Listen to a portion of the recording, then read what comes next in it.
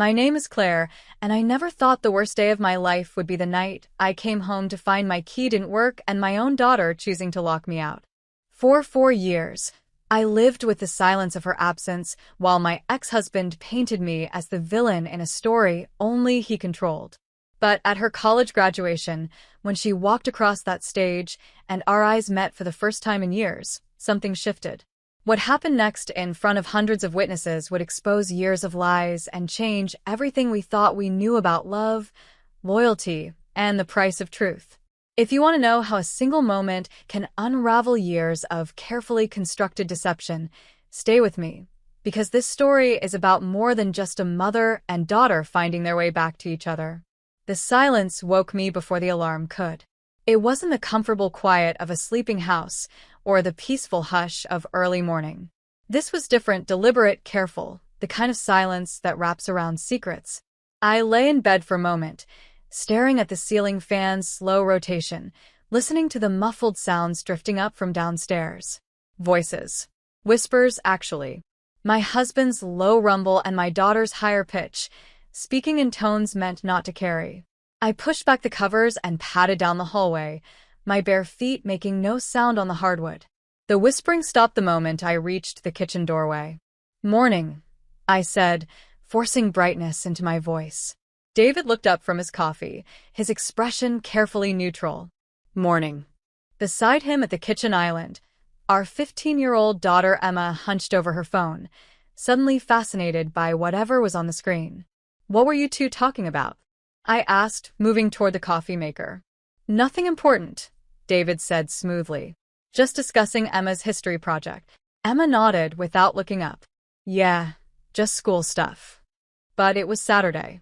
And Emma never discussed school projects on weekends if she could help it. I poured my coffee in silence, feeling the weight of things unsaid pressing against my shoulders. This had been happening more frequently lately, these little moments where I felt like an outsider in my own home, walking into conversations that evaporated at my presence, catching glances between David and Emma that held meanings I couldn't decipher. "I thought maybe we could go to the farmer's market today," I offered, sitting down across from them. "Get some fresh vegetables, maybe those flowers you like, Em?" Emma finally glanced up, but her eyes slid to her father first, as if seeking permission. David shrugged. "Emma has plans with friends this afternoon." Oh. I wrapped my hands around the warm mug. "You didn't mention that." "I'm mentioning it now," Emma said, a slight edge to her voice that was new, borrowed from somewhere. From someone. The rest of breakfast passed in stilted small talk and long pauses. I watched them, my husband of 17 years and the daughter I'd carried, birthed, nursed, and raised, and felt like I was looking at strangers through glass. 2 weeks later, at dinner, David launched into a story about our vacation to the coast 3 years ago. The kind of story we'd told a dozen times, shaped smooth by repetition. Except this version was different. "So Claire's standing there, absolutely convinced the hotel lost our reservation," David said, gesturing with his fork. He was smiling, but it didn't reach his eyes. "She's practically in tears, making this huge scene at the front desk, when I finally look at the confirmation email and realize she'd booked us for the wrong weekend." Emma laughed, a nervous, uncertain sound. "Seriously? That's not how it happened," I said quietly. "The hotel had double-booked the room. You remember, David. The manager apologized and upgraded us." David shook his head, still wearing that false smile. "You're remembering it wrong, honey. You were pretty emotional that day." "Understandable. You'd been stressed about work." "I wasn't." I stopped myself, looking at Emma, waiting for her to remember, to confirm the truth. She'd been there. She'd seen the whole thing. But Emma just pushed her peas around her plate, saying nothing. "Anyway," David continued, "that's my wife, heart on her sleeve, emotions running high. It's part of her charm." He reached over and patted my hand in a way that felt more patronizing than affectionate. I pulled my hand back and stood up. "I need some air." Outside on the back porch, I pressed my palms against the railing and tried to steady my breathing. The story bothered me less than Emma's silence, her failure to defend the truth. Or maybe she genuinely didn't remember. Maybe I was the one misremembering. But I wasn't.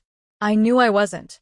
Through the window, I could see David and Emma still at the table, their heads bent together, talking. About me, probably. About how overly emotional I was. How I couldn't even remember a simple vacation story correctly. The glass between us felt thicker than ever. The afternoon I found my key didn't work, it had been raining, one of those cold, persistent drizzles that seeped into your bones. I'd stayed late at work, trying to finish a project that had been hanging over my head for weeks. Traffic had been a nightmare. By the time I pulled into our driveway, it was after 8 o'clock, and I was exhausted. I juggled my purse, laptop bag, and a bag of groceries I'd picked up on the way home, fumbling for my keys. The porch light wasn't on, even though I'd reminded David that morning that the bulb needed replacing.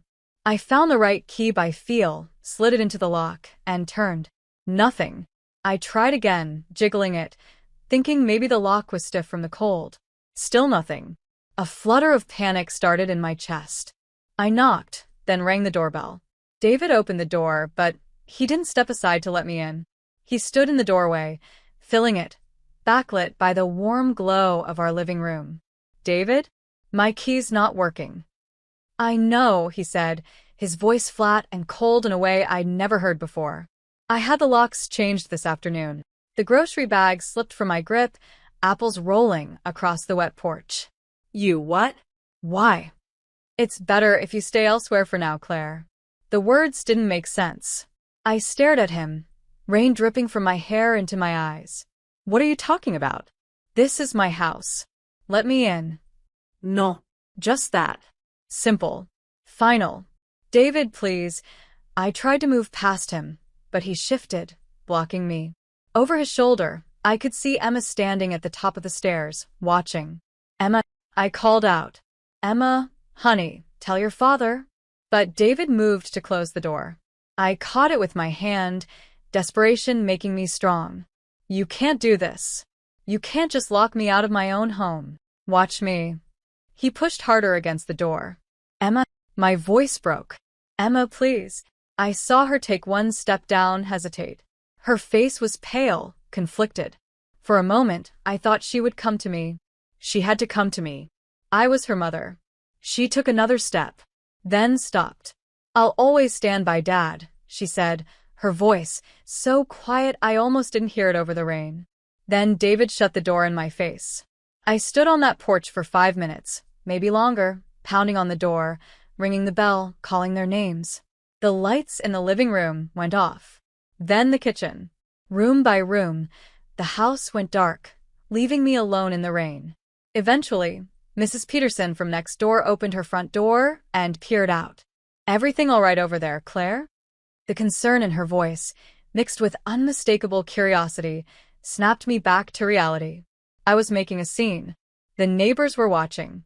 I could see curtains twitching in windows up and down the street. Fine. I managed.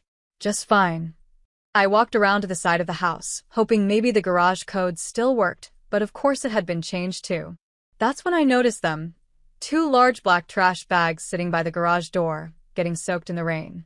My hands shook as I tore one open. Clothes. My clothes. Toiletries. A few framed photos. The novel I'd been reading. Random items from my life, stuffed unceremoniously into garbage bags like I was trash to be put out on the curb. I hauled both bags to my car, feeling the weight of watching eyes on my back. Mrs. Peterson was still standing in her doorway. Across the street, Mr. and Mrs. Chun had come out onto their porch. Everyone was watching the show, watching me be thrown out of my own home with my belongings in trash bags. I threw the bags into my back seat, climbed into my car, and drove. I didn't know where I was going. I just drove, tears blurring the streetlights into streaks of gold and red. The motel was off Highway 17, the kind of place where you paid cash and nobody asked questions. The room smelled like cigarettes and industrial cleaner, and the bedspread had suspicious stains I tried not to think about. But it was cheap and it was shelter, and right now that was all I could manage. I caught sight of myself in the mirror above the dresser, really looked at myself for the first time in hours. My hair hung in wet tangles around my face. My mascara had run in dark streaks down my cheeks. My shirt was soaked through, clinging to my skin. I looked exactly like David had always accused me of being: unstable, emotional, falling apart. But as I stare at my reflection, something shifted. Beneath the exhaustion and humiliation, I saw something else. Anger. Determination. A refusal to be erased. I would not beg. I would not break. Not completely. I peeled off my wet clothes and stood under the weak shower spray until the water ran cold. Then I wrapped myself in the thin motel towel and sat on the edge of the bed, staring at my phone. I should call someone. My sister. My friend Jennifer. But what would I say? My husband locked me out, and my daughter chose him? Even thinking it made me feel pathetic. Instead, I opened my banking app. Our joint account showed normal activity. No unusual withdrawals, no signs that David had cleaned it out. That was something. I had my own checking account from work, not much in it, but enough to survive on for a little while. I pulled out the soggy contents of the trash bags and spread them on the other bed, taking inventory. 3 days' worth of clothes. My work laptop, thank God. Some toiletries, though he'd clearly just grabbed random items. My good perfume but not my deodorant. My expensive face cream but not my contact lens solution. Among the items, I found a framed photo from Emma's 10th birthday. In it, Emma and I were laughing, faces pressed together, matching smiles. I'd taken it myself, holding the camera at arm's length. We'd made cupcakes that day, gotten frosting in our hair. David had been out of town for work. I held the frame against my chest and finally let myself cry, deep, wrenching sobs that felt like they might tear me apart. Jennifer showed up 2 days later, after I'd finally worked up the courage to call her. She took one look at the motel room and immediately started making plans to get me out of there, but I stopped her. "Just sit with me for a minute," I said. "Please." We sat on the edge of the bed, and Jennifer held my hand while I told her everything. When I finished, she was quiet for a long moment. "Claire, I need to tell you something," she said finally. "People are talking." My stomach dropped. "What do you mean?" "David's been saying things. At the coffee shop, at the grocery store. Telling people you've been unstable. That he's worried about you. That he had to take steps to protect Emma." The room tilted. "Unstable? I'm not. I haven't been." "I know." Jennifer squeezed my hand. "I know you're not. But he's been building this narrative for weeks, maybe months. Sarah heard him talking to Pastor Mike after church, saying you'd been having episodes. Kelly saw him having lunch with Emma's school counselor. Each revelation felt like a physical blow. He's been planning this. It looks that way." "But Emma," I whispered. "Emma knows the truth. She knows I'm not unstable." Jennifer's face was full of sympathy. "She's 15, Claire. And he's her father. And if he's been telling her, every day, that you're not well, that your emotions are out of control, that he's the only one looking out for her." She didn't need to finish the sentence. A teenage girl, caught between parents, would believe the one who was there. The one who stayed. I met with a lawyer on Friday. Her name was Patricia Randall, and she had kind eyes but a firm handshake. Her office smelled like coffee and old books, and I felt a tiny bit safer there than I had anywhere since that rainy night on my porch. "Tell me everything," Patricia said, pulling out a yellow legal pad. So I did. The increasing isolation. The changed locks. The trash bags. Emma's choice. Patricia's pen moved steadily across the page. When I finished, she looked up. "Mrs. Morrison, I need to be honest with you. Your husband filed for legal separation 3 days ago. He's also filed for full custody of Emma." The words hit me like ice water. "He can't do that. I'm her mother. I haven't done anything wrong. According to his filing, you've been exhibiting erratic behavior. He's documented incidents going back 6 months. He has statements from neighbors about alleged disturbances. He's painted a picture of a woman in crisis." "That's not true." "None of that is true." "I believe you," Patricia said calmly. "But we're going to need to prove it. Do you have any documentation? Text messages? Emails? Anything that shows you were a present, capable parent?"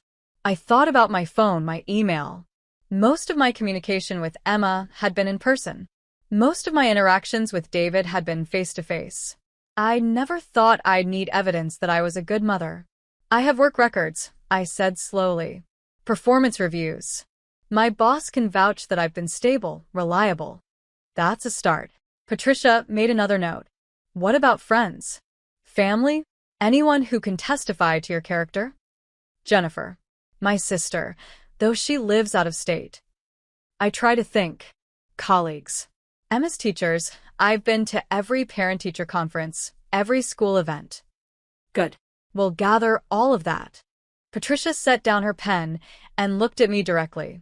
Claire, I'm going to be straight with you. This is going to be hard. Your husband has had time to prepare. He's built a narrative. And the fact that Emma is 15 and expressing a preference to stay with him will carry weight with the court. But it's not her real preference, I protested. He's manipulated her. He's turned her against me. Proving parental alienation is extremely difficult, especially when the child is a teenager capable of expressing what appears to be her own opinion. Patricia's voice was gentle but firm. We're going to fight this. But I need you to be prepared for the possibility that the court may grant him temporary custody while the case proceeds. I couldn't breathe. I could lose her. We're going to do everything we can to prevent that. But she didn't say no. That night, alone in my motel room, I called Emma. The phone rang 4 times before going to voicemail. Hi, honey, I said, trying to keep my voice steady. I know things are confusing right now. I know Dad's probably told you things about me, and maybe some of them sounded true. But Emma, I need you to know I love you. I have always loved you. You will always be my heart, no matter what you've been told. No matter how long it takes, I'll wait for you to see the truth. I'm not going anywhere. I'm your mom. That doesn't change. I ended the call and stared at the phone, willing it to ring, willing her to call back. It didn't ring. 2 weeks later, I loaded my few possessions into my car one last time. Patricia had recommended I leave town. The gossip, the legal battle, the constant reminder of what I'd lost was taking its toll. I'd found a small apartment in a town 2 hours away, near the state university. It was far enough to feel like a fresh start, but close enough that I could return quickly if Emma needed me. If Emma ever needed me again. It was 3 in the morning when I drove past my old house, my home, one last time. A light was on in Emma's bedroom window. I slowed the car, staring up at that golden square of light, wondering what she was doing. Homework? Reading? Thinking about me at all? I wanted to stop, to pull into the driveway, to throw rocks at her window like in some romantic movie, to make her listen to me. But I didn't. Because Patricia was right, I needed to be smart about this. I needed to show the court that I was stable, rational, capable. Desperate midnight vigils outside my old house wouldn't help my case. So I drove on, watching in my rearview mirror as the house lights faded into the distance. Tears blurred my vision, making the streetlights swim and waver like stars reflected in water. By the time I reached the highway, I couldn't see the house anymore. Couldn't see my old neighborhood, my old life. It was all behind me now, disappearing into the dark. Ahead, the road stretched empty and black, and I had no idea where it would lead. The apartment was on the 3rd floor of a converted Victorian house, with sloped ceilings and windows that didn't quite close all the way. But it was mine. The lease was in my name only. The locks had never belonged to anyone else. I stood in the middle of the empty living room on my first morning there, holding a cup of gas station coffee, and tried to figure out how to build a life from scratch. The job came first. I'd applied to dozens of positions, but most required references, and I was terrified of what David might say if anyone called our old house. Finally, I found an opening for a clerical position at Riverside Community College, basic administrative work in the registrar's office. The pay was modest, but it came with benefits and the possibility of tuition remission if I wanted to take classes. When can you start? Asked Margaret Chin, the director of registration, after our brief interview. Tomorrow, I said. She smiled. I like your enthusiasm. Monday is fine. Every morning, I checked my phone. No messages from Emma. Every afternoon, I checked again. Nothing. Every evening, I'd sit on my second-hand couch and stare at my phone, willing it to ring. It never did. I tried calling a few more times in those first weeks, always straight to voicemail. I left short messages. Just wanted to hear your voice. Hope school is going well. I love you. Never anything that could be construed as pressure or manipulation. Nothing that David could use against me in court. The silence was worse than anger would have been. Anger would have meant she felt something. Silence just meant I was disappearing from her life, fading like a photograph left too long in the sun. Margaret Chin became my lifeline without either of us quite planning it that way. She was in her 60s, with silver hair she wore in a neat bun and reading glasses on a beaded chain around her neck. She'd worked at the college for 30 years and seemed to know everyone and everything. "You eat lunch alone every day," she observed one afternoon, appearing at my desk with 2 sandwiches. "That stops today." We ate in the break room, and I gave her the abbreviated version of my story. The divorce, the daughter who wouldn't speak to me, the fresh start. Margaret listened, asked no prying questions, and then said simply, "My son didn't speak to me for 8 years. His father convinced him I was the reason for the divorce. I missed his wedding, the birth of my first grandchild." "What happened?" I asked. "Time happened. Truth happened. His father got remarried, and the new wife saw through his bullshit pretty quickly. She encouraged my son to hear my side." Margaret smiled. "We're good now. Better than good. But those 8 years, I won't lie to you, Claire. They nearly broke me." "How did you survive them?" She considered this. "I lived well. Not to spite anyone, but because I refused to let someone else's narrative define my worth. I went back to school. I traveled. I made new friends. And when my son finally came looking for me, I was someone he could be proud of, not a bitter woman waiting by the phone." That night, I pulled up the community college course catalog online. I'd started college 20 years ago, but never finished. I'd gotten pregnant with Emma, married David, and somehow life had gotten in the way of my degree. I'd always told myself I'd go back someday. Maybe someday was now. I enrolled in 2 classes, Introduction to Psychology and Composition 101. Night classes after work, twice a week. When I walked into that first psychology lecture, I felt 17 again, nervous, excited, terrified I wouldn't be smart enough. But I was. I'd forgotten how much I loved learning, the particular pleasure of understanding something new. I'd forgotten I had a mind of my own, separate from being David's wife or Emma's mother. The composition professor, Dr. Elena Rodriguez, returned my first essay with a note in red ink at the top. "Exceptional insight and clarity. Please see me during office hours." I went, expecting to be told I'd somehow plagiarized or broken some rule I didn't know about. Instead, Dr. Rodriguez smiled and said, "You're a strong writer, Claire. Have you considered pursuing this more seriously?" "I'm just taking classes for myself," I stammered. "I'm not even working toward a degree, really, just." "Why not?" she interrupted. "Why not work toward a degree? You're clearly capable." "Why not?" "Because I was too old. Because I had too much else going on. Because I'd already failed once to finish. But when I opened my mouth, what came out was, I guess I could." Dr. Rodriguez pulled out a degree planning worksheet. "Let's figure out what you'd need." The custody hearing was on a gray Tuesday in November. I sat across the courtroom from David, with Patricia beside me and a growing sense of dread in my stomach. David's lawyer painted me as unstable, unreliable, potentially dangerous. He presented the evidence, neighbor testimony about that night on the porch when I'd caused a disturbance, gaps in my employment history from years ago when I'd stayed home with Emma, claims that I'd been withdrawn and erratic in the months before the separation. "And the child herself has expressed a clear preference to remain with her father," his lawyer concluded. "She feels safe with him. She does not feel safe with her mother." I wanted to stand up and scream that it was all lies, that David had manipulated everything, everyone. But Patricia had warned me to stay quiet, to let her handle it.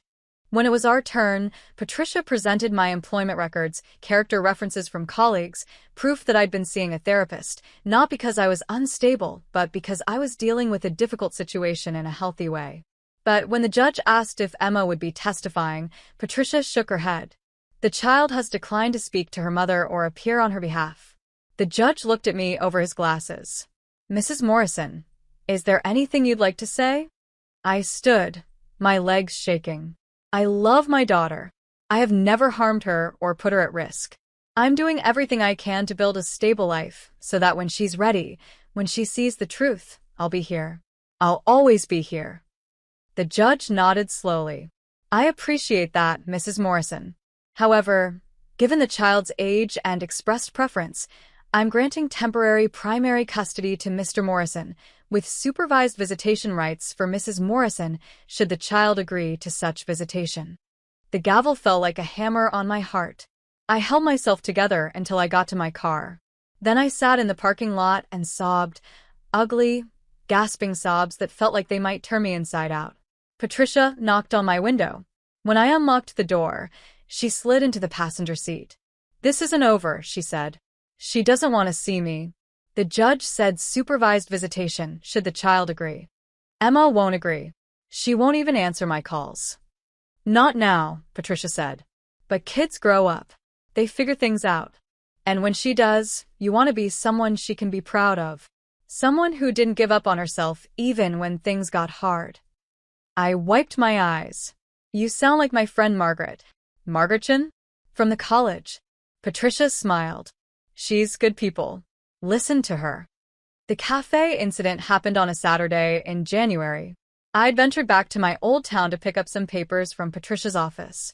Afterward, I stopped at the Daily Grind for coffee, a mistake because of course it was filled with people from my old neighborhood. I ordered my latte and sat in the corner with a book, trying to be invisible. But voices carried, and I heard my name before I saw who was speaking. That woman whose family left her. I heard she had a breakdown. Poor thing. Though you do have to wonder what she did to make them all turn on her like that. My hands shook so badly, I almost dropped my cup. They were talking about me like I was a tragedy, a cautionary tale, a woman who'd done something terrible enough that even her own daughter didn't want her. I wanted to run. I wanted to stand up and scream the truth at them. Instead, I set down my cup very carefully, stood up with as much dignity as I could muster, and walked out. I made it to my car before the shaking became so bad I had to sit down. But I didn't cry. I'd cried enough. Instead, I drove back to my apartment, changed into workout clothes, and went for a run. Then I took a shower, made myself dinner, and studied for my psychology midterm. Margaret was right. I would live well. Not for spite, but because I refused to become the broken woman they thought I was. "Claire, do you have a minute?" Dr. Rodriguez caught me after composition class in February. I'd just turned in an essay about resilience, carefully avoiding any specifics of my own situation, but drawing on everything I'd learned in the past months. "I've been impressed with your work this semester," she said. "And I happen to know that the English department is looking for a teaching assistant for next fall. It's a small stipend, but it would give you valuable experience if you're thinking of continuing your education." "A teaching assistant?" I repeated. "But I'm not even a full student yet. I've only taken 2 classes." "You've earned an A in both. You're thoughtful, articulate, and reliable. I'd be happy to recommend you if you're interested." I thought about it for maybe 3 seconds. "Yes. Yes, I'm interested." She smiled. "Good. I'll send you the application information." Walking to my car that night, I felt something I hadn't felt in months. Hope. Not hope that Emma would call, or that David would be exposed, or that the court would change its mind. Just hope that I could build something worth having, a life that meant something, with or without the people I'd lost. I saved every penny I could, packed lunches every day, skipped new clothes, walked instead of driving whenever possible. By April, I had enough for a security deposit on a new apartment. Nothing fancy, but it had 2 bedrooms and better light, and it didn't smell like the desperation of the first months. The day I moved in, Margaret helped me carry boxes up the stairs. When we finished, she stood in the living room and nodded approvingly. "You're doing well," she said. "I'm surviving," he corrected. "That's not nothing." In the second bedroom, the one I couldn't help thinking of as Emma's room, even though she'd never seen it, I set up a small desk and bookshelf. I put my textbooks there, my laptop, my class notes. If I couldn't give Emma a room yet, at least I could build myself into someone worthy of her forgiveness. If forgiveness ever came. The letter arrived in May, forwarded from my old address. I recognized Emma's handwriting on the envelope immediately. I'd helped her practice cursive when she was 8, and she still had that distinctive loop on her LS. My hands shook as I opened it. Inside was just a single sheet of notebook paper with 3 words in her careful handwriting. Please stop trying. The letter was dated 3 weeks earlier. Below her words, David had added in his handwriting, Emma asked me to make sure this reached you. Respect her wishes. I read it 5 times, looking for hidden meaning, for any sign that she didn't really mean it. But the words were clear. Stop trying. Let go. Give up. I put the letter in a shoebox in my closet, along with every birthday card I'd sent that had been returned, every unanswered voicemail transcript, every school photo I'd managed to obtain. Evidence that I'd tried. Evidence that I'd loved her. Then I sat down at my desk and wrote her a letter of my own, not to send, but to keep. The first of what would become many. Dear Emma, I wrote. Today you asked me to stop trying. I can't do that. I can stop calling where you won't answer. I can stop sending letters you won't read. But I can't stop loving you. I can't stop hoping. I can't stop becoming someone you might someday be proud of. So I'll write to you here, in letters you'll never see, and someday, maybe when you're ready, maybe when you understand, I'll give them all to you. Until then, I'm here. I'm always here. I put the letter in a box labeled Someday and slid it under my bed. Summer session started, and I took 3 more classes. When fall came, I started my teaching assistant position, working with Dr. Rodriguez to grade papers and help struggling students during office hours.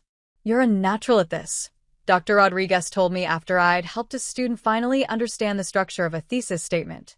I used to help Emma with her homework, I said without thinking. Then I felt my throat close up. Dr. Rodriguez touched my arm gently. She's lucky to have had you.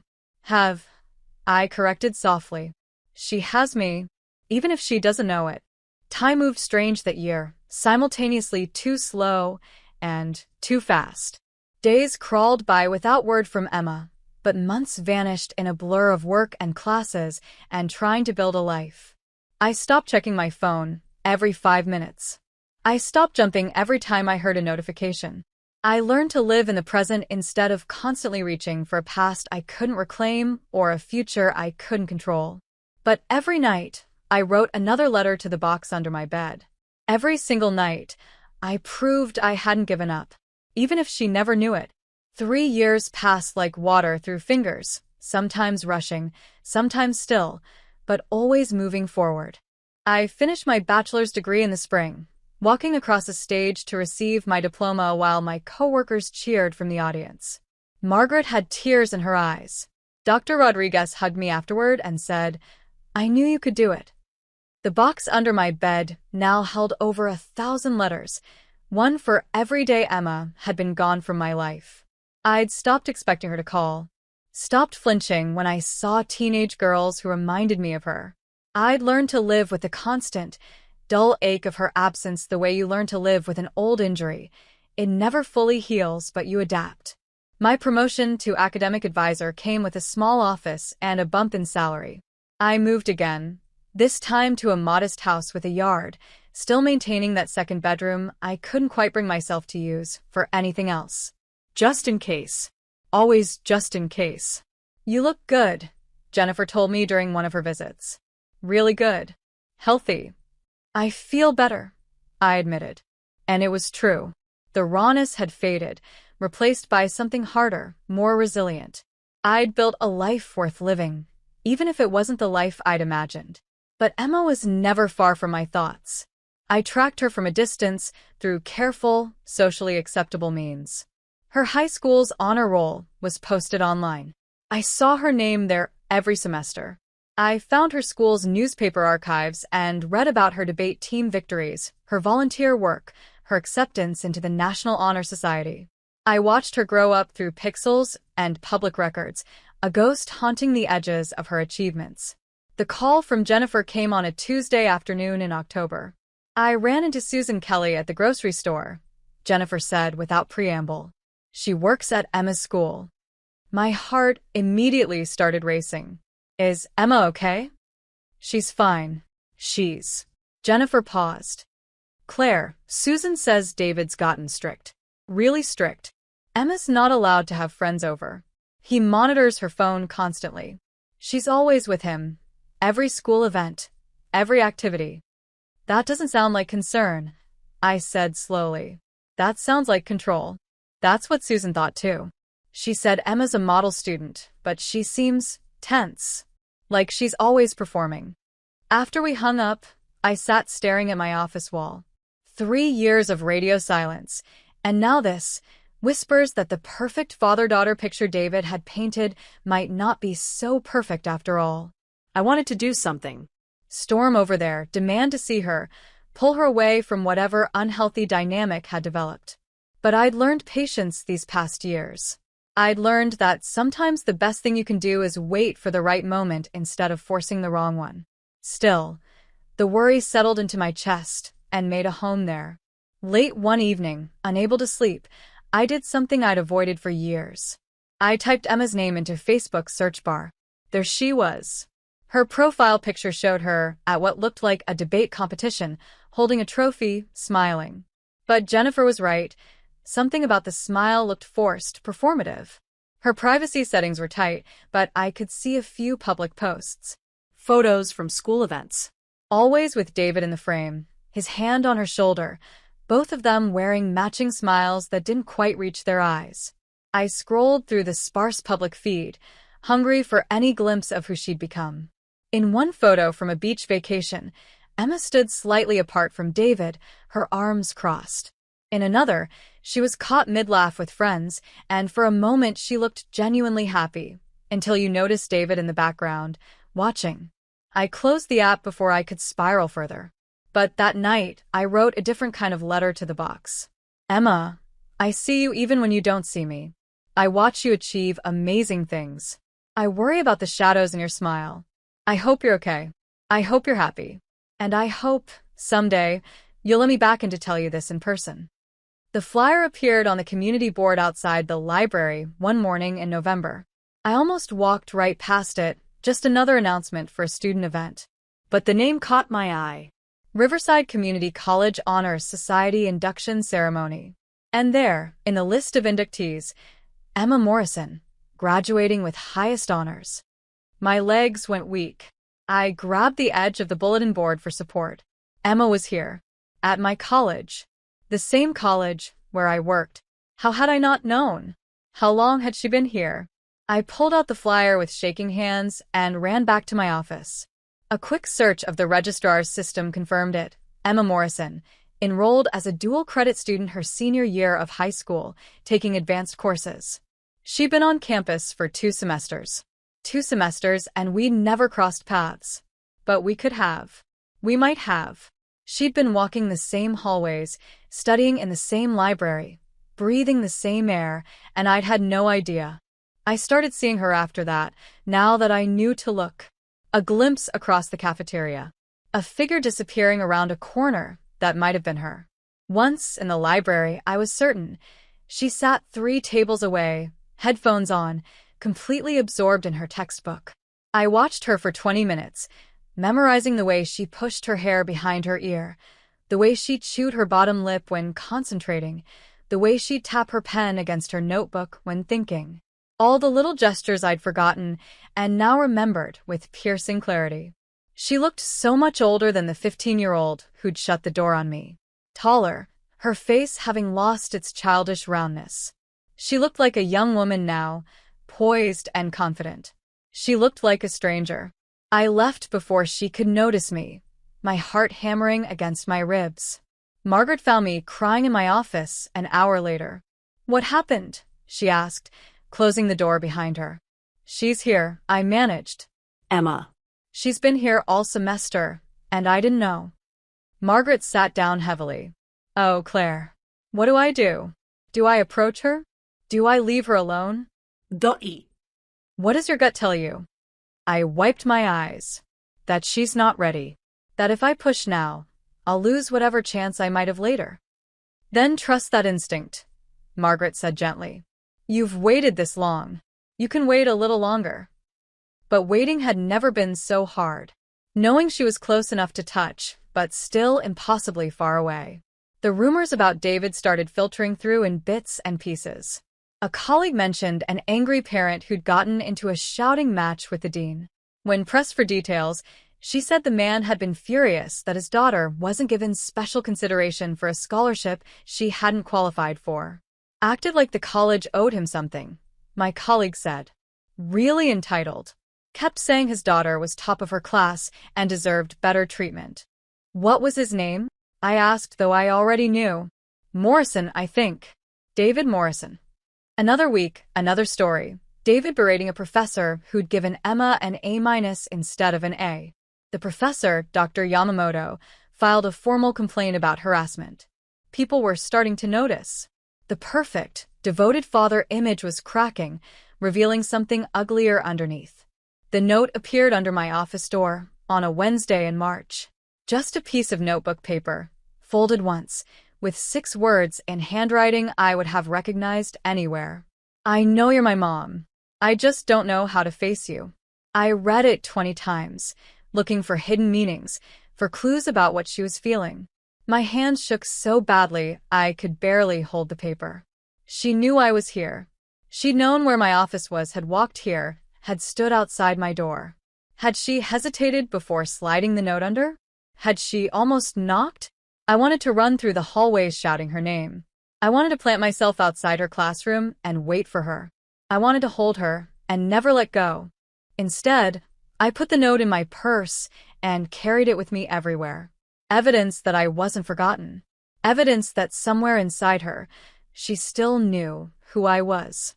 That night, I wrote her a letter, a real one this time, one I planned to send. But when I finished, I looked at it and realized it was too much, too soon. She'd taken a small step toward me. If I rushed forward, I'd scare her away. So I added it to the box under my bed and waited. The official letter arrived in April, formal and impersonal. You are cordially invited to attend the Riverside Community College commencement ceremony.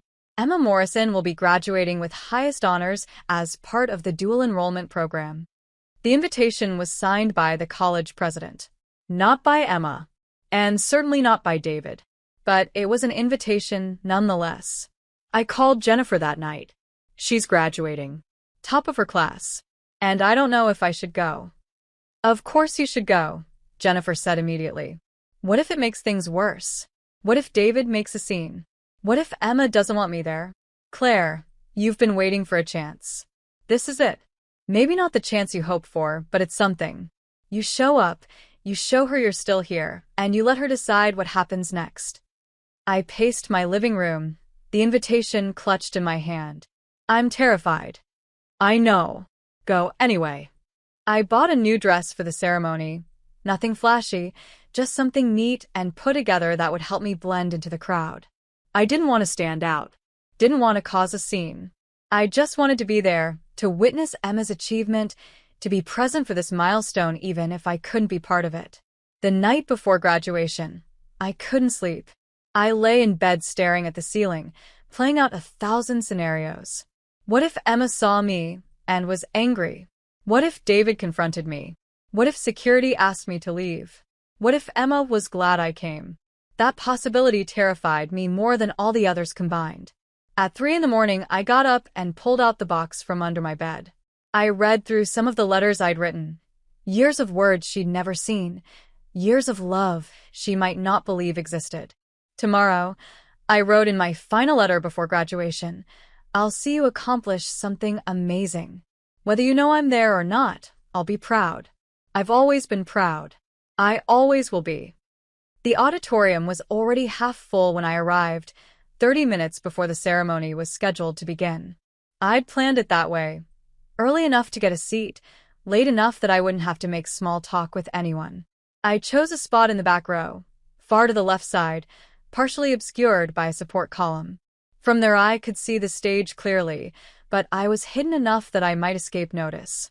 I set my phone to silent, clutched my purse in my lap, and tried to remember how to breathe normally. Families filled the rows around me, excited and chattering. Parents adjusted cameras and saved seats. Younger siblings complained about being bored.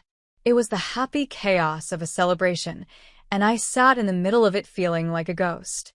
Then I saw him. David walked down the center aisle with the confidence of someone who owned a room. He was wearing an expensive suit and that smile he used to charm people, the one that had fooled me for so many years.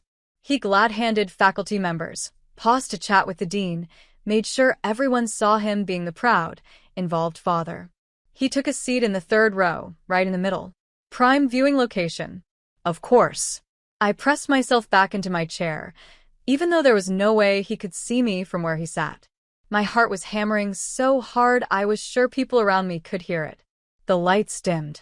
The ceremony began with speeches, the college president, a faculty member, a student representative. I barely heard any of it.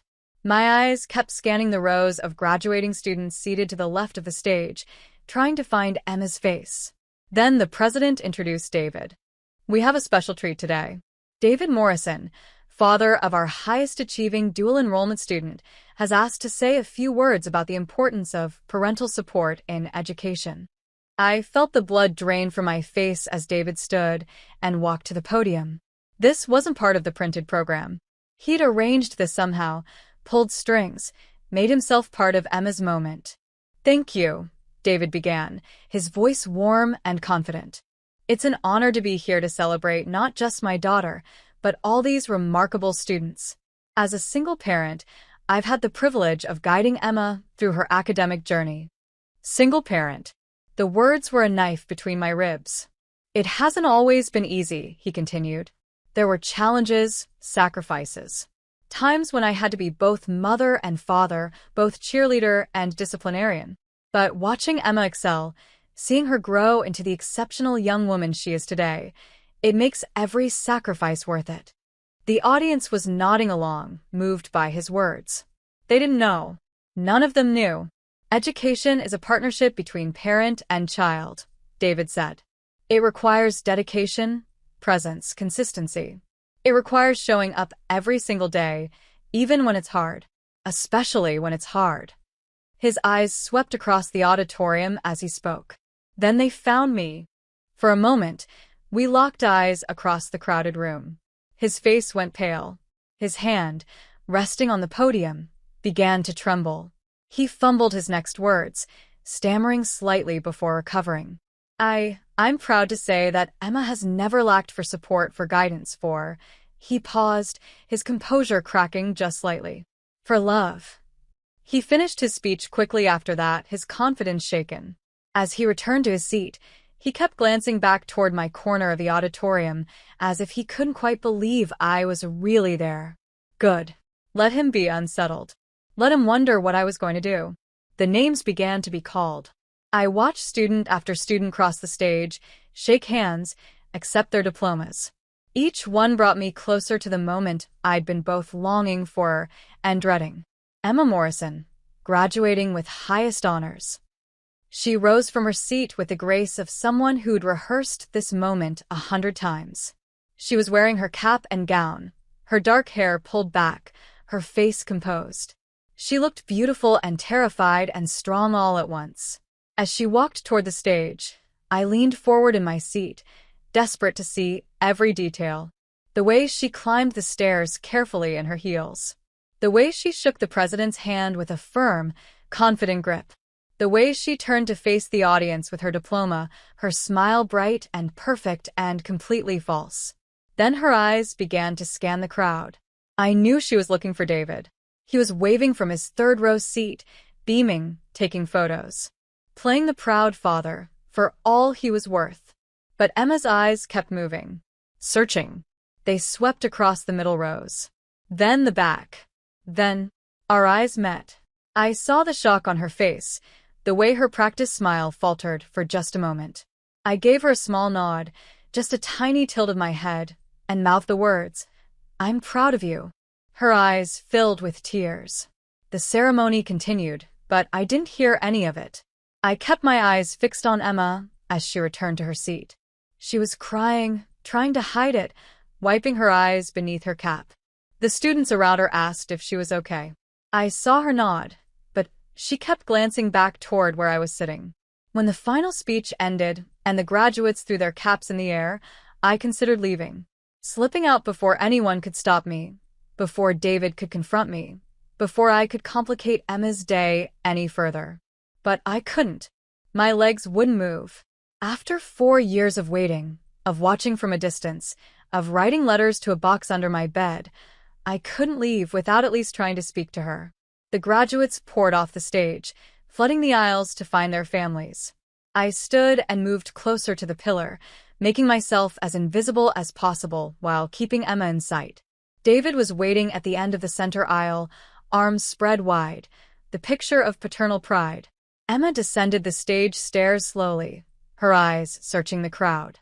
Not for David, I could tell by the way she was looking. She was looking for me. David called her name. Emma. Over here, sweetheart. She started walking toward him. Of course she did. 4 years of conditioning, for years of him being the only parent who was there. My heart sank.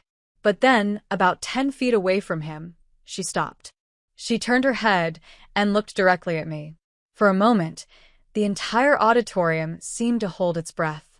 Emma stood frozen between us, between the father who'd controlled her narrative for years and the mother who'd waited in silence. Emma, David said again, his voice edged with warning. Come here. She didn't move toward him. She walked toward me.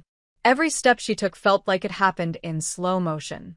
People were starting to notice, starting to stare. David's arms slowly lowered to his sides, his expression shifting from confusion to shock to anger. Emma, he called out, louder now. What are you doing? She ignored him. Her eyes were locked on mine, tears streaming down her face, her diploma clutched against her chest. When she reached me, she stopped. We stood there for a moment, just looking at each other. I could see all the years between us in her face, the girl she'd been and the woman she'd become. I could see the hurt, the confusion, the longing. Mom, she whispered.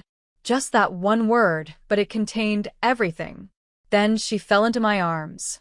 I caught her, held her tight, felt her sob against my shoulder the way she used to when she was small and scared. My hand found the back of her head, and I pressed my face into her hair, breathing in the scent of her, feeling the solid reality of her after years of nothing but memory. I'm here, I whispered. I'm here. I never left. Around us, the crowd had gone silent. Phones were out, cameras were pointed at us, but I didn't care. Nothing mattered except the weight of my daughter in my arms. I'm sorry, Emma choked out. I'm so sorry. I didn't know. I didn't understand. Sure, I said, holding her tighter. It's okay. You're okay. We're okay. When I finally looked up, David was standing at the end of the aisle, frozen. His face was sheet white, his hands clenched at his sides. He opened his mouth as if to say something, but no words came out. Our eyes met across the distance. In his face, I saw the moment he realized he'd lost. Not just Emma's loyalty, but the narrative he'd built, the image he'd crafted, the control he'd wielded. Emma pulled back just enough to look at me, her hands gripping my arms as if afraid I might disappear. I finally see the truth, she said, her voice thick with tears. I'm sorry I didn't sooner. I cupped her face in my hands, this child I'd carried and lost and found again. You see it now. That's what matters. Behind her, David remained standing alone in the aisle, surrounded by celebrating families, looking smaller and more insignificant with every passing second. The proud single father, exposed as the architect of a 4-year lie. And in front of me, my daughter, my Emma, home at last. The auditorium doors led to a long corridor lined with bulletin boards and faculty photos.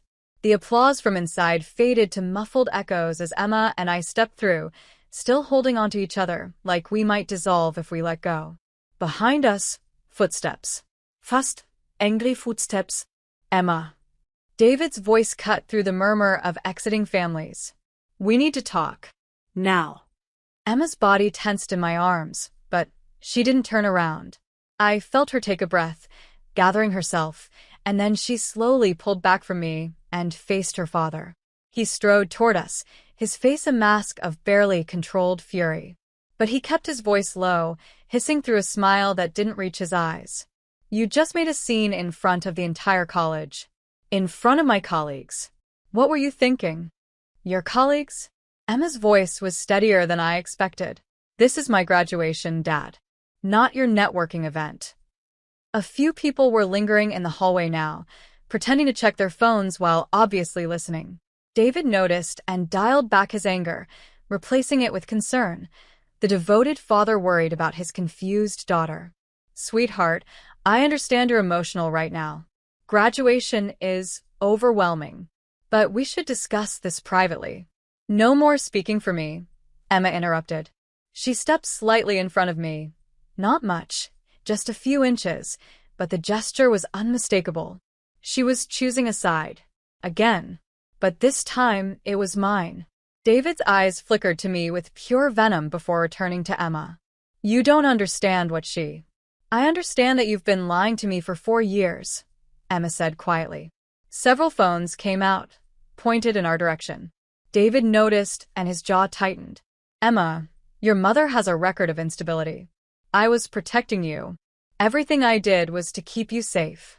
A record you built, I said, my voice calm despite the rage simmering beneath. A record of strategically timed complaints, conveniently documented incidents, and testimony from people you manipulated. Emma blinked, her head swiveling toward me. What do you mean, a record he built? David's face went pale. Don't listen to her. She's trying to. Mr. Morrison? A familiar voice interrupted. Dr. Rodriguez appeared at David's elbow, smiling warmly. Congratulations on Emma's achievement. Quite a remarkable young woman you've raised. She turned to Emma, smoothly inserting herself between father and daughter. That essay you wrote for Professor Yamamoto's class was exceptional. He's still talking about it. The mention of Professor Yamamoto, the one David had harassed, made David stiffen. Dr. Rodriguez's smile never wavered, but her eyes held a knowing glint. She'd positioned herself deliberately, diffusing the confrontation without directly acknowledging it. Thank you, Dr. Rodriguez, Emma said, clearly grateful for the interruption. Will you be at the reception? Dr. Rodriguez asked. I believe the honor students have a special ceremony. Emma glanced between David and me, uncertainty crossing her face. Of course she'll be there, David said, his voice tight. We should get going, actually. The car's in the lot. He reached for Emma's arm, but she stepped back. I'm going to take a walk first. With my mom. Just for a little while. The word mom hit David like a physical blow. His hand dropped. Around us, I could see people watching, phones still out, capturing this moment of domestic drama for later gossip. Emma. 10 minutes, Dad. That's all. Emma's voice was firmer now. I'll meet you at the car. For a moment, I thought David would refuse. His hand clenched and unclenched at his side, his face cycling through anger, panic, and calculation. But too many people were watching. He couldn't make a scene without destroying the image he'd worked so hard to build. 10 minutes, he said through gritted teeth. Then he turned and walked away, his footsteps echoing down the corridor. We found a bench on the quad, beneath an old oak tree that provided shade from the afternoon sun. For a moment, neither of us spoke. We just sat there, absorbing the reality of being together again. I've been receiving screenshots, Emma said finally, staring at her hands. Anonymous ones. Old text messages between you and Dad. Court documents. Things that didn't match what he told me. My breath caught. What kind of things? Messages where he called you weak, pathetic. Texts to his lawyer about how to make you look unstable. A filing where he claimed you abandoned me, but the date was the same day your work records show you pulled an overnight shift. She looked up at me, her eyes red-rimmed. He said you left us. That you chose not to fight for custody. But the documents showed you did fight. You just lost. Who sent them to you? I don't know. They came to my campus mailbox, no return address. Just printouts and screenshots, over and over for months. At first I thought it was a cruel prank. But then I started really looking at them, comparing dates, checking facts. She wiped her eyes. Dad used to rehearse, you know. Rehearse. His stories about you. I heard him once, the night before a custody hearing. He was in his office, practicing what he'd say. Unstable, absent, unsafe. He kept repeating the words like he was memorizing lines. Her voice broke. I thought he was just preparing to tell the truth. But now I realize he was preparing to perform. I wanted to rage, to scream about the injustice of it all. But Emma was already carrying enough guilt. I reached for her hand instead. You picked the louder voice, I said gently. The one that was there, the one that seemed safest. That wasn't your fault, Emma. You were 15. You were doing your best to survive. I picked the wrong voice, she whispered. You picked the only voice you could hear at the time. But you're hearing differently now. That's what matters. We sat in silence for a moment, letting the weight of 4 years settle between us. Around us, families celebrated, took photos, laughed. We just held hands and breathed. Can we? Emma hesitated. Could we meet for breakfast tomorrow? Somewhere public, just to talk. Yes, I said immediately. Yes, absolutely. I need to go slow, she said, looking at me with an expression both hopeful and afraid. I need time to process everything, to figure out what's real and what I was told to believe. We'll go as slow as you need. I squeezed her hand. But Emma, I need you to understand something. We move forward truthfully from here. Not to hurt your father, but to stop any more harm. Can you agree to that? She nodded. No more lies. No more performances. In the distance, I could see David pacing beside his car, checking his watch, his agitation visible even from here. You should go, I said, though it physically hurt to let her go. Before he comes looking. Emma stood, but before she walked away, she turned back. Mom? Thank you for not giving up on me. Even when I gave up on you. I could never give up on you, I said. Not ever. I watched her walk across the quad toward the parking lot, toward the father who'd stolen 4 years from us. But this time, I knew she was coming back. This time, she knew the truth. The diner Emma chose was called Rosie's, a cheerful place with red vinyl booths and a breakfast menu that ran to 3 laminated pages. I arrived 15 minutes early and ordered coffee, watching the door with my heart in my throat. Emma walked in at exactly 8 o'clock, wearing jeans and a college sweatshirt, looking younger and more uncertain than she had in her graduation gown.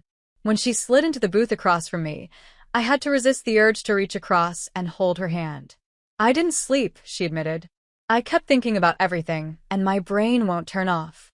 I brought something, I said, pulling a folder from my bag. I wasn't sure if I should show you, but I think you need to see it. Inside were years of carefully organized documents, receipts from the nights I'd worked late, the nights David claimed I'd abandoned my family, copies of text messages I'd saved where I'd begged him to let me see Emma, pay stubs showing stable employment, therapist notes documenting my mental health. Emma paged through them slowly, her expression growing increasingly disturbed. Then she stopped on a particular page, a bank statement showing regular payments from David's business account to something called Hartwell Consulting, LLC. What's this? She asked. I don't know, I admitted. But the dates are interesting. See? Each payment coincides exactly with a court date or custody hearing. Emma pulled out her phone and started typing. Hartwell Consulting, let me search. Her eyes widened. Mom. Hartwell Consulting is registered to Thomas Hartwell, Dad's golf partner, who also happens to work at the same law firm as Dad's divorce attorney. The pieces clicked together with sickening clarity. David hadn't just manipulated the narrative, he'd paid to manufacture evidence, to coordinate testimony, to build a case against me. This is fraud, Emma breathed. This is actual legal fraud. Over the next hour, hunched over coffee and untouched plates of eggs, we built a timeline. Emma had a friend in the college's IT department, a classmate named Marcus who was good with public record searches. She texted him, asking for help. Can you look up corporate registries for Hartwell Consulting? She typed. And cross-reference with court records for a custody case from 4 years ago? Marcus's response came quickly. Give me an hour. While we waited, Emma told me about her life with David. The strict rules. The constant monitoring. The way he'd positioned himself in every aspect of her life until she couldn't make a decision without checking with him first. He'd say he was protecting me, she said, stirring her coffee absently. That the world was dangerous, and he was the only one I could trust. After a while, I believed it. I believed you were the danger. Emma? No, let me finish. I need to say this. She looked up at me, tears threatening. I heard you crying that night, when he locked you out.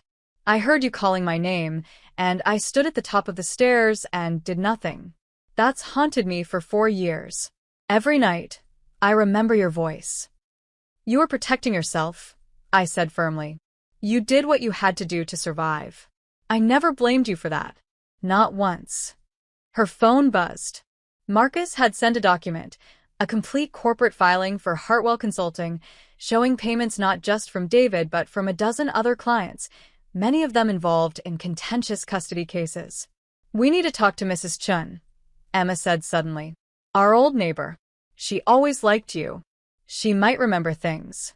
Mrs. Chun invited us over that same afternoon. She was older than I remembered, her hair completely white now, but her eyes were still sharp. I wondered when you'd come, she said, ushering us into her living room. I've been holding on to something for 4 years waiting. She brought out an old smartphone, the screen cracked but still functional. The night David locked you out, Claire, I heard the commotion. I called the police, not on you, but because I was worried. I heard shouting before you got home. She tapped the phone and pulled up a voice memo, dated 4 years ago. I recorded this before the police arrived, just in case. She hit play. David's voice filled the room. Don't answer the door. She'll look desperate for the camera. Let her pound and yell. The neighbors need to see her losing it. This only works if she looks unstable. Emma's face drained of color. He planned it. He planned the whole thing. He called your mother over and over that day, Mrs. Chin said. I saw him from my window. He kept texting, then he'd watch the street. When her car pulled up, he turned off all the porch lights. He wanted her to struggle with the lock in the dark. The recording continued. In the background, younger Emma's voice. Dad, why are we doing this? David's response. Because sometimes you have to make hard choices to protect what matters. Your mother isn't well, sweetie. She needs help. This will help her get the help she needs. The lie, delivered so smoothly, so convincingly. He told me you were dangerous, Emma whispered. That locking you out was for your own good, that you'd thank him eventually. Mrs. Chun turned off the recording. I've kept this all these years. Part of me hoped you two would work it out, and I'd never need it. But seeing you here together, I think maybe you do need it after all. Back at my house, Emma and I spread documents across the dining room table. Bank statements, corporate filings, court records pulled from public archives. The old neighbor's recording transferred to my laptop. The timeline was damning. David had begun making payments to Hartwell Consulting 3 months before he locked me out. He'd been planning this long before that rainy night.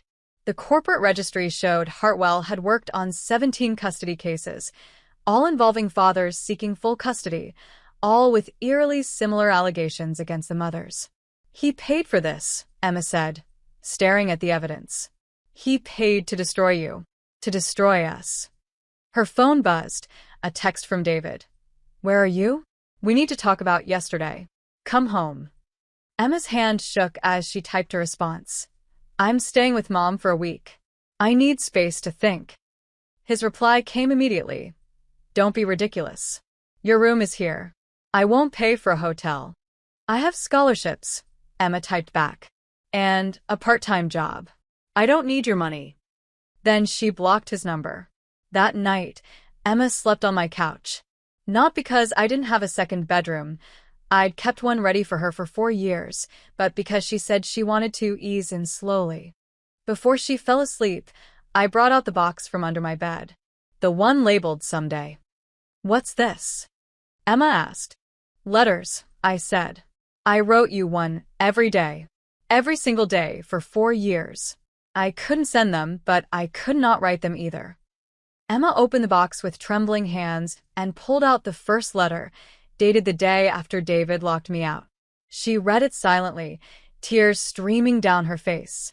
Can I keep these?" she asked. "They're yours," I said. "They were always yours."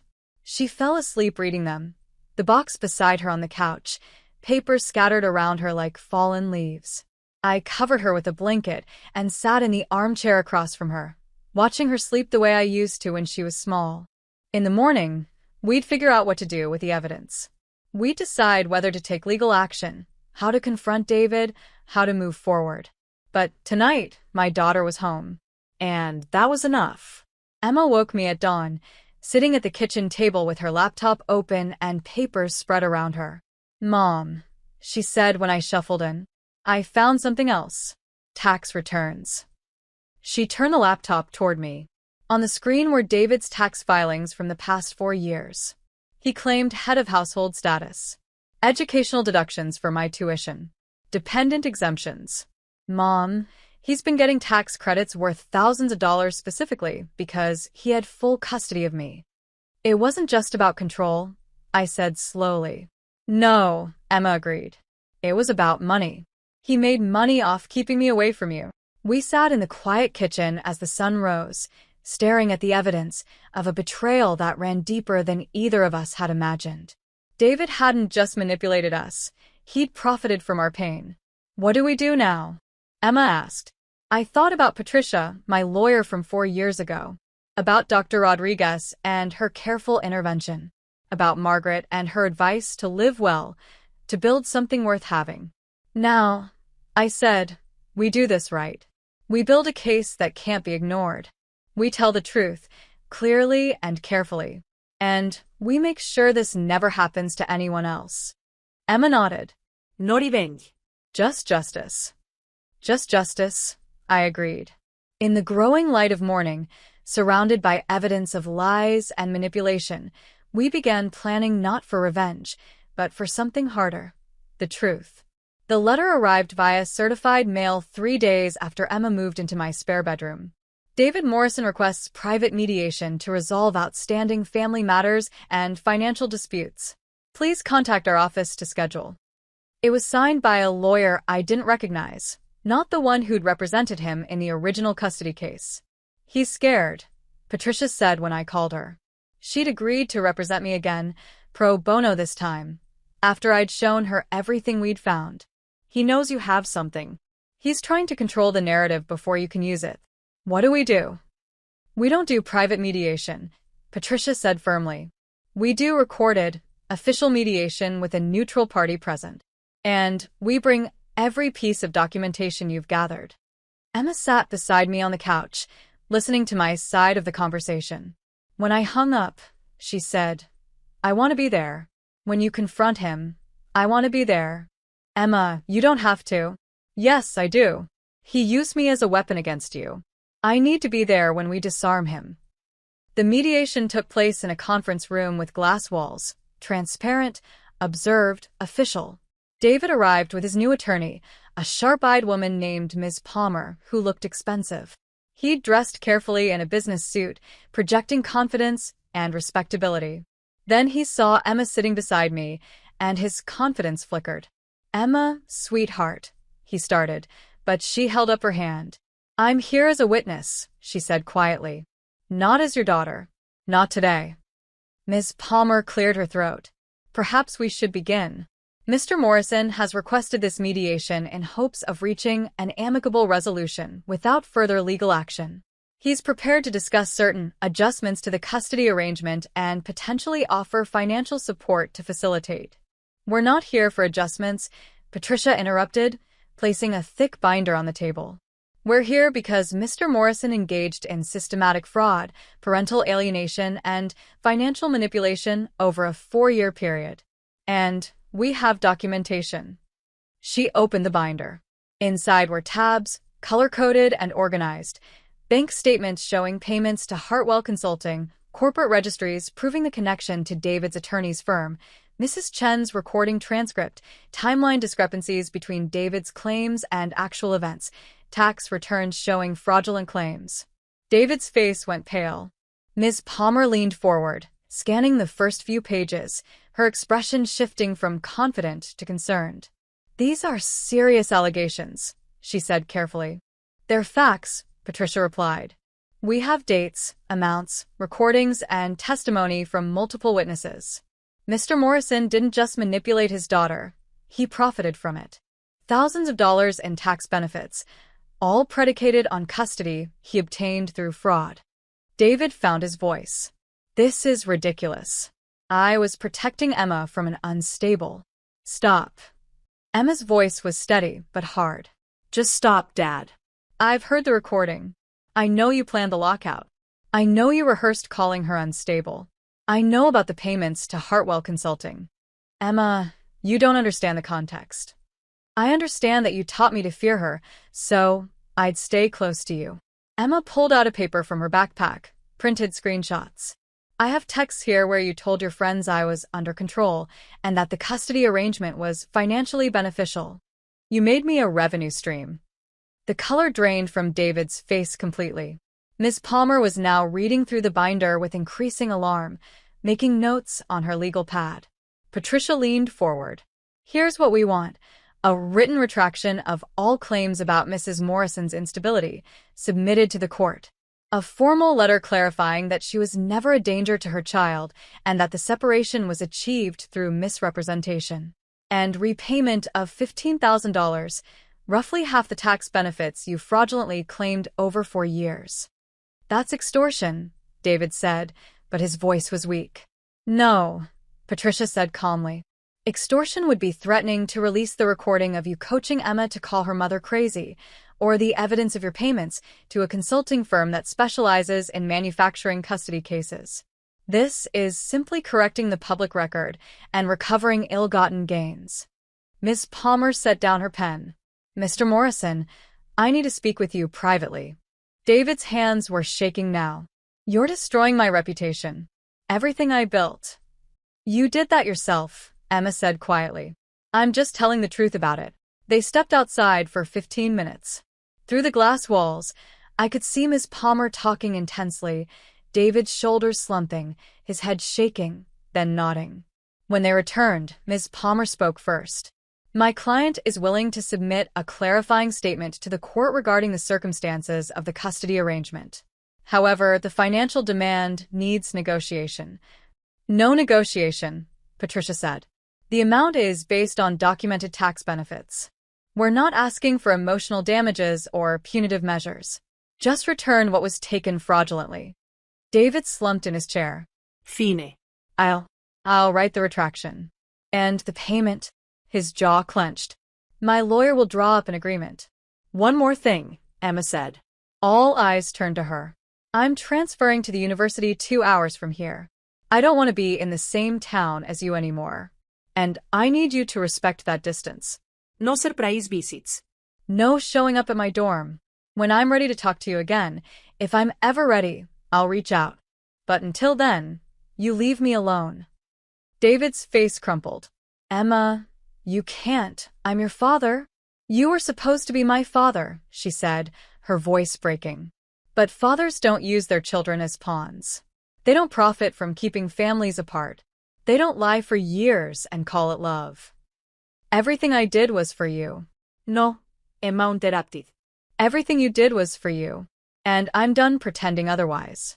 A separate situation unfolded that same week. David had previously filed a complaint against Dr. Rodriguez, claiming she'd shown bias by supporting me at Emma's graduation. The college had scheduled a review hearing. Patricia suggested we attend. "The recording from Mrs. Chun might be relevant," she said. "It establishes a pattern of manipulative behavior." The review panel consisted of 3 faculty members and a dean. David presented his case that Dr. Rodriguez had inappropriately inserted herself into a family matter, creating a hostile environment for his daughter.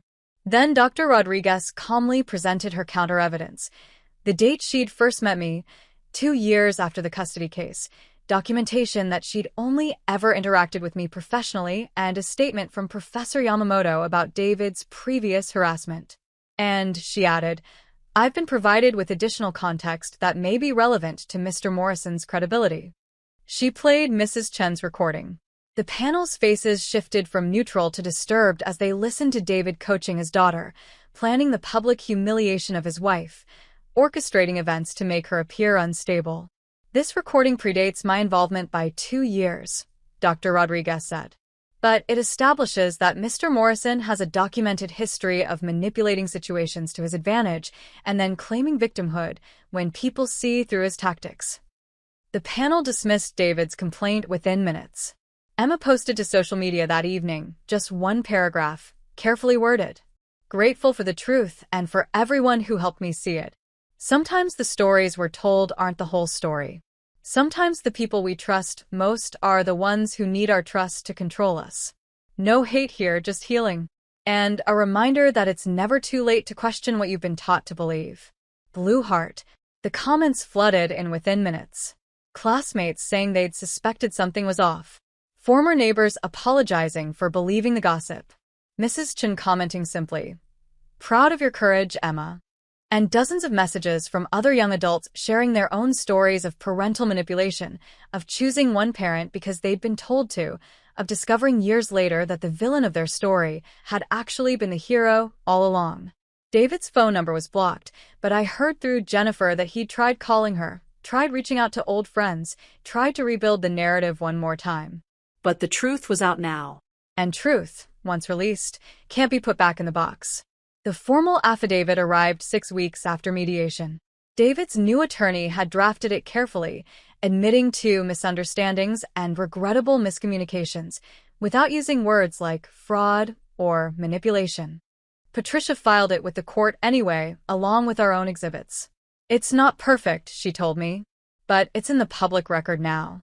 Anyone searching your name will find this correction alongside the original claims." The check for $15,000 came separately. Emma wanted nothing to do with it.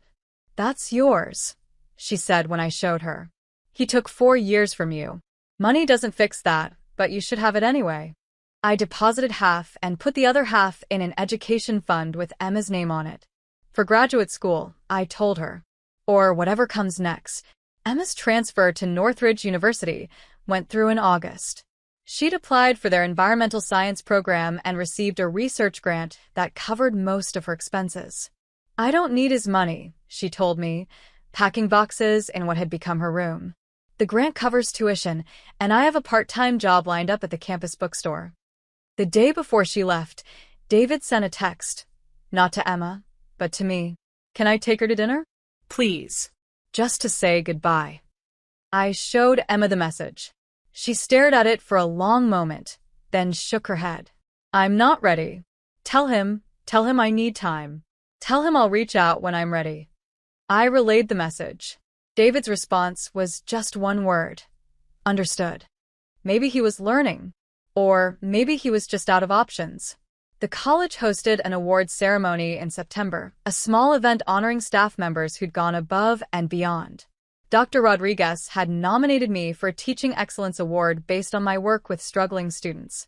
I didn't win, but I was asked to present the student keynote introduction. Emma came home for the event, sitting in the 3rd row, right in the center. When I took the microphone, I looked out at the audience and saw so many faces I'd come to know over the past 4 years. Margaret, who taught me to live well instead of living bitter. Dr. Rodriguez, who'd believed in me when I barely believed in myself. Patricia, who'd fought for me twice now. And Emma, who'd found her way back. "Sometimes the kindest thing we do for the people we love," I said, my voice steady, "is stop arguing and start living well. We can't control what others think of us, what stories they tell, what narratives they build. But we can control who we become in response. We can choose growth over bitterness, truth over vindication, presence over absence." I caught Emma's eye and smiled. We can choose to be there, ready and whole, when the people we love finally find their way home. The applause was warm. When I stepped down from the podium, Emma squeezed my hand as I passed.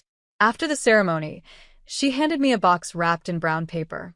"Open it later," she said, "when you're alone." That night, I unwrapped the package. Inside was a leather-bound book with blank pages, except they weren't blank.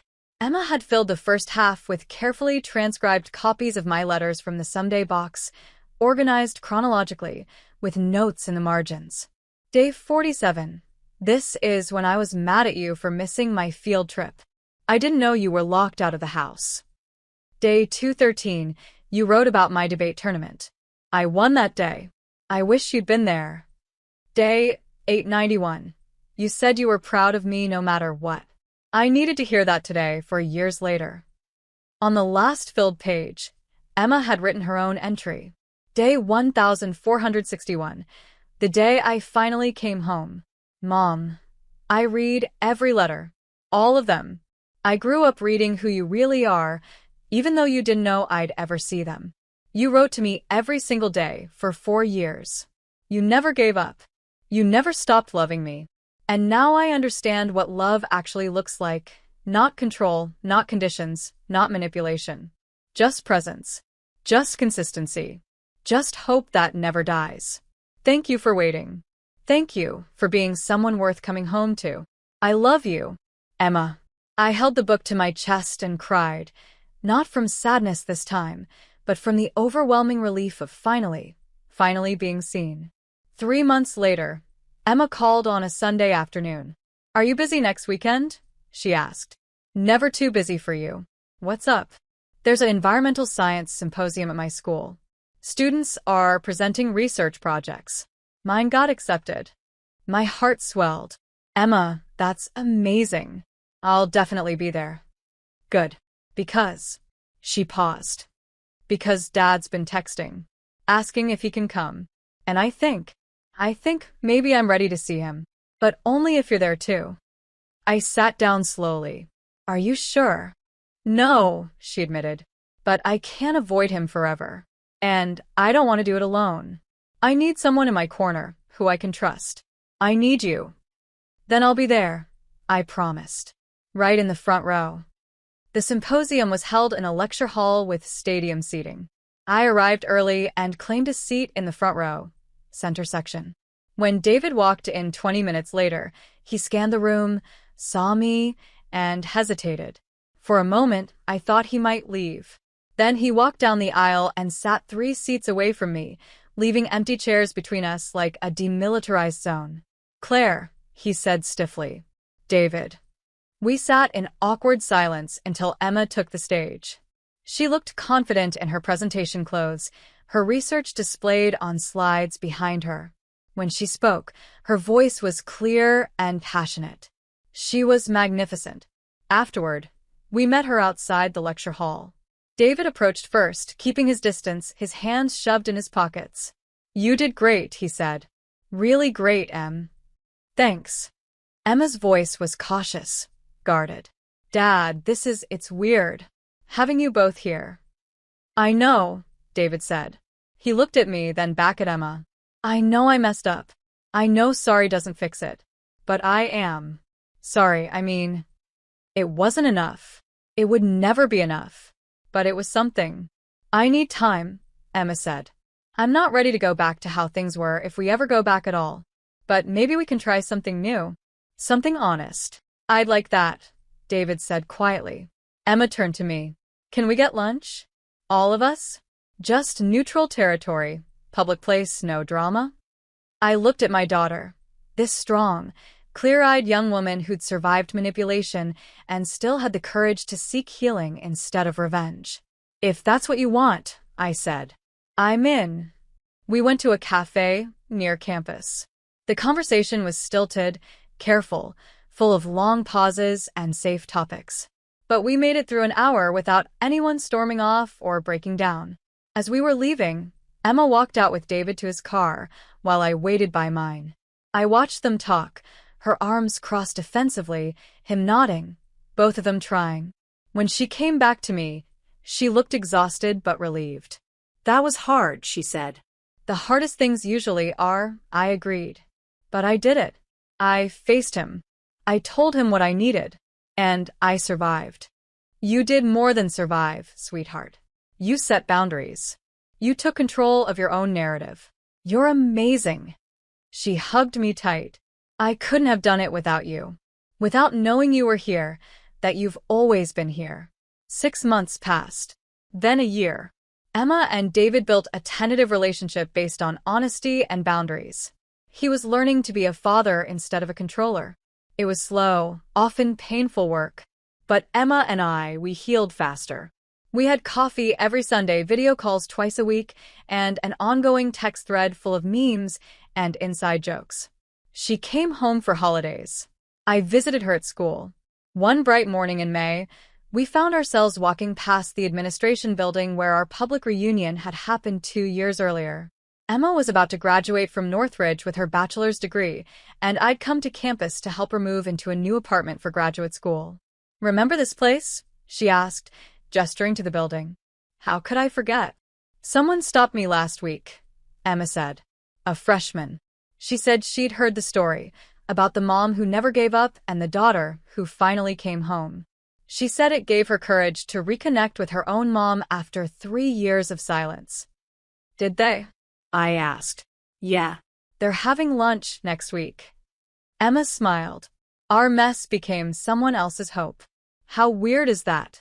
"Not weird," I said. Just proof that truth always matters, even when it's hard. We reached the entrance to the building. Emma paused. "Back row or front?" she asked, echoing the question I'd once asked myself at her graduation. I smiled, remembering the terrified woman who'd hidden in the back, afraid to be seen. That woman was gone now, replaced by someone stronger, someone who'd earned her place in the light.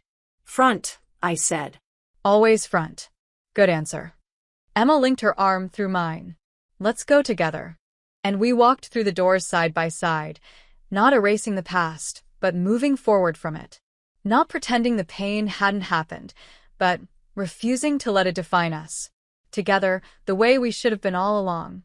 The way we would be from now on. Here's a question for you. If someone you loved was being manipulated against you, would you have the strength to wait years for them to see the truth? Or would you give up? Drop your thoughts in the comments below. Hit that like button, and subscribe for more stories about families, betrayal, and the long road to healing.